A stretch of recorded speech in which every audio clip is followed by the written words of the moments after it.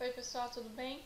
Para vocês que estão acompanhando essa série de vídeos sobre depressão, vocês estão me vendo repetir diversas vezes de como é importante a gente ter um bom repertório para avaliar a depressão em nossos pacientes, né? Nós que somos profissionais da saúde mental ou mesmo profissionais da psicologia que não trabalham especificamente na saúde mental ou da terapia ocupacional, da enfermagem, enfim, de outras áreas da saúde que não apenas na saúde mental, nós precisamos ter ferramentas e ter um conhecimento importante sobre esse quadro de saúde mental para poder atender plenamente os nossos pacientes, principalmente tendo em vista que esse é um dos transtornos mais prevalentes tanto no Brasil como no mundo, ou seja, nós vamos nos deparar com casos de pessoas deprimidas na nossa prática clínica, necessariamente, não importa se eu estou no contexto clínico, se eu estou no contexto de consultório, se eu estou no contexto de escola, se eu estou no contexto de hospital, se eu estou no contexto de hospital de saúde mental, de CAPS, não importa, eu sempre vou me deparar com pacientes deprimidos, isso é uma certeza. Então vamos lá. O que eu devo ter em mente para avaliar a depressão, né? Então, vocês podem observar aí que eu já coloquei vídeos para vocês sobre como fazer um rastreio da depressão, como que a gente faz o diagnóstico da depressão. Então, o que mais que eu tenho que ter em mente para que na hora que eu for avaliar meu paciente eu possa fazer uma avaliação bem profunda, né? Então, primeiro eu tenho que ter em mente uma questão de desenvolvimento e curso da própria doença. Então, que é uma doença que pode aparecer em qualquer idade. Então, não é porque o meu paciente é um idoso que eu vou descaracterizar como depressão. Sim, a depressão pode surgir apenas na terceira idade, quando a pessoa já teve uma vida longa e plena e nunca tenha manifestado depressão. É claro que é mais comum entre aqueles que manifestaram antes, mas é possível que ela surja apenas quando a pessoa já esteja idosa. Também pode aparecer em crianças, né? Não é incomum a gente observar depressão em crianças. Aumenta a probabilidade com a puberdade, né? Então, apesar de eu estar falando para vocês que pode surgir em qualquer idade, a gente vê que tem uma maior prevalência de pessoas que têm um início da depressão após a puberdade. O curso pode ser variável e por isso que é importante a gente detectar precocemente a depressão para que a gente possa de fato ajudar essa pessoa a ter uma vida mais plena, mais saudável, com melhor manejo desse quadro de saúde. Então, tem indivíduos que vão experimentar remissões, tem indivíduos que vão viver anos com poucos sintomas e vão ter indivíduos que vão sim ter um quadro mais grave, mais persistente, e isso vai depender muito, muito, muito, muito das características do quadro daquele indivíduo, da condição de vida dele, de como que é o cuidado, a atenção da equipe de saúde mental com ele, como que é esse tratamento e qual que é a adesão dele no tratamento. É muito importante a detecção precoce, então tanto para que a gente consiga que essa pessoa não tenha um quadro mais grave, que não se agrave o quadro dessa pessoa, como também para que ela tenha menos prejuízos, menos impactos na vida dela. Né? Que a gente sabe que junto com a depressão, uma das consequências é um impacto profundo, um prejuízo profundo nas diversas áreas da vida, profissional, escolar, de família, de relacionamentos, de convívio social, ou mesmo de autocuidado, higiene pessoal, cuidado com a casa e etc. Também é importante a gente ter em mente que a depressão é um fator de risco para outros transtornos mentais.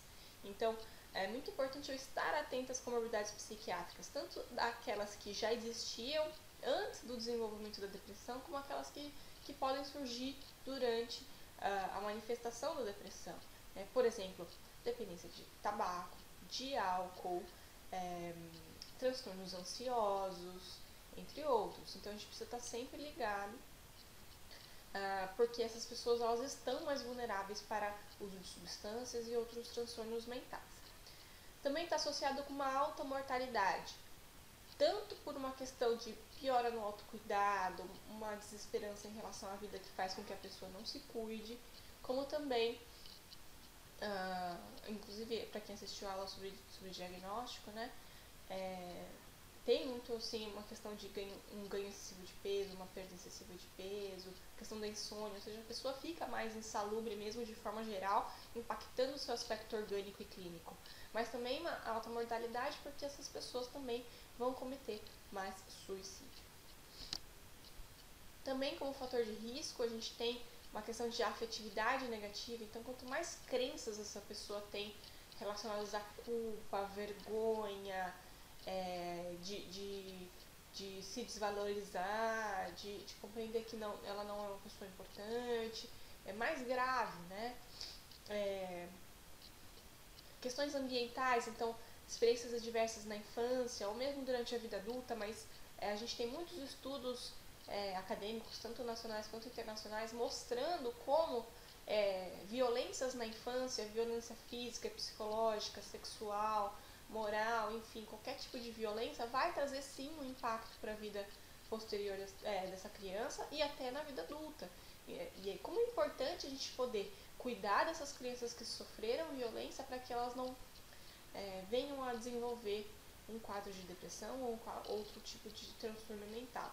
Então, sim, essas pessoas que sofreram experiências adversas anteriores estão mais vulneráveis também.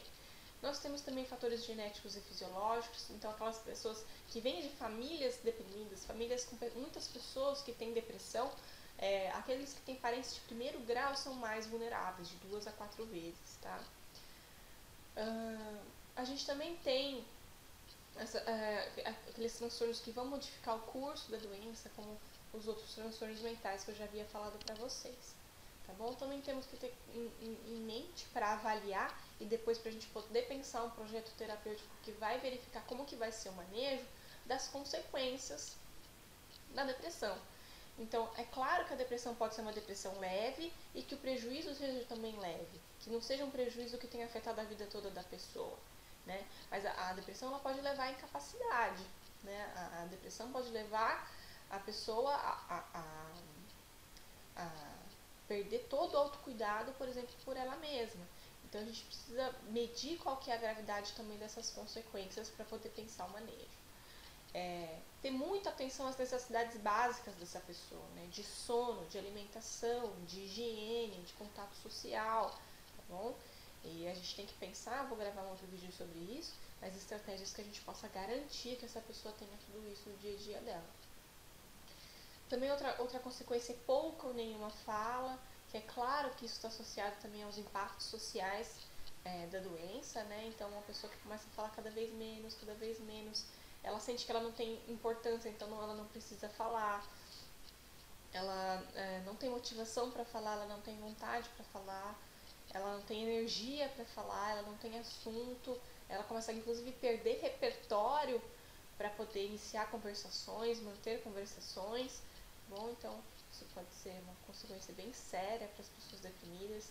Relato de dores e doenças físicas, doenças clínicas, então a pessoa sempre está com uma dor, como se fosse uma dor crônica, ou então doenças clínicas como amidalites, entre outras doenças clínicas.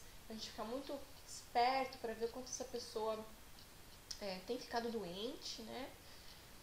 Impactos cognitivos, como que está a atenção, como que está a memória dessa pessoa, como que está a capacidade dela de fazer planejamentos, tomar boas decisões, beleza? E também é importante que a gente tenha um domínio para fazer um diagnóstico diferencial, tá bom? Muito infelizmente, eu tenho muitos pacientes que chegam para mim com diagnóstico de depressão e quando eu vou olhar, não era um diagnóstico de depressão, né? Foi feito inadequadamente. A gente tem que ter um bom domínio sobre todos os transtornos mentais para que a gente possa fazer um diagnóstico diferencial. Por exemplo, se a gente tem um episódio maníaco ou episódios mistos, a gente já não vai mais caracterizar como depressão, né? Seria um transtorno bipolar, né? Então, o episódio maníaco nem sempre é um episódio de euforia, de agitação, né? Às vezes é um humor irritável e que pode ser confundido com uma depressão, né? Mas como é importante a gente dominar todos os critérios diagnósticos de ambas as doenças para a gente poder fazer essa diferença. A gente identificar isso com a nossa equipe multidisciplinar, com o médico, a gente consegue verificar isso, se não é um transtorno de humor devido a uma outra condição médica, como eu já falei para vocês, o câncer, né, e entre outros. Se não é induzido por substância, por medicamento, então como é importante a gente ter contato com a equipe multi para que a gente saiba que tipo de medicamento que essa pessoa está usando, se isso não está vulnerabilizando ela para um humor deprimido. Comorbidade com TDAH, então também a gente vai ter que fazer esse diagnóstico diferencial. Transtorno de adaptação com humor deprimido, também a gente tem que fazer esse diagnóstico diferencial. E claro, da tristeza, né? A gente precisa saber diferenciar a tristeza de um quadro de transtorno mental.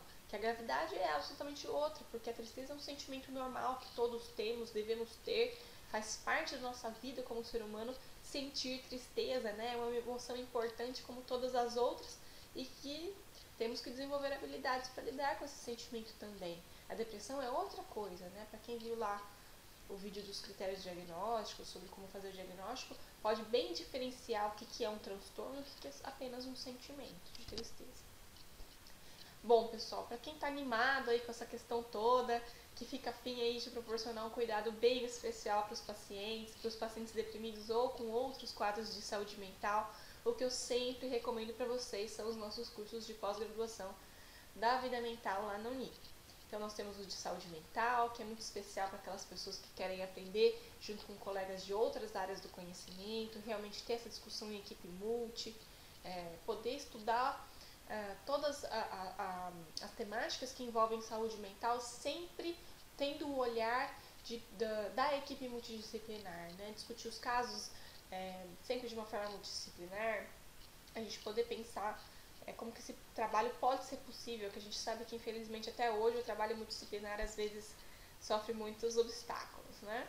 Então aqui essa é a nossa missão, a gente poder formar equipes de saúde mental para trabalharem muito bem de forma multi.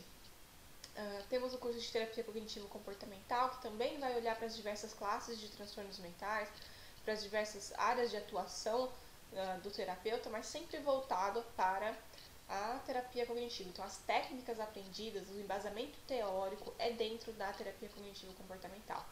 Temos o curso de psicologia do trânsito, que é específico para psicólogos, principalmente para aqueles que querem trabalhar junto ao Detran, né, nas avaliações para a Carteira Nacional de Habilitação. E temos os cursos semipresenciais, que são novos aqui na Vida Mental, que temos o de neurociências forenses, de neurociências na terceira idade, neurociências na infância, e temos também o curso semipresencial em dependência química, que vocês muito bem sabem que é uma forte área para nós daqui da Vida Mental. Todos esses cursos vão abordar de alguma forma a depressão e os outros transtornos mentais, cada um com o seu olhar, cada um dentro da sua especificidade, né? Já falei para vocês nos outros vídeos como pessoas deprimidas vão ter impactos na área jurídica, pessoas na terceira idade, né, e mesmo crianças também têm depressão, e a gente sabe que é uma das doenças que mais acometem a nossa população, então vão ser vistos em todos os nossos cursos. Vocês não saíram craques em avaliar, diagnosticar e tratar a depressão. Aqui estão os links, vou colocar também aqui embaixo no YouTube para vocês conhecerem as nossas pós.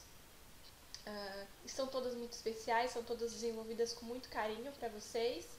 Recomendo que vocês conheçam e que se inscrevam já o quanto antes, a gente está com turmas abertas. E qualquer dúvida, a gente está disponível por WhatsApp, aqui também está meu e-mail, fiquem à vontade para escrever dúvidas que vocês tenham sobre depressão, sobre os nossos cursos, fiquem à vontade, tá bom? Forte abraço para vocês, até o próximo vídeo.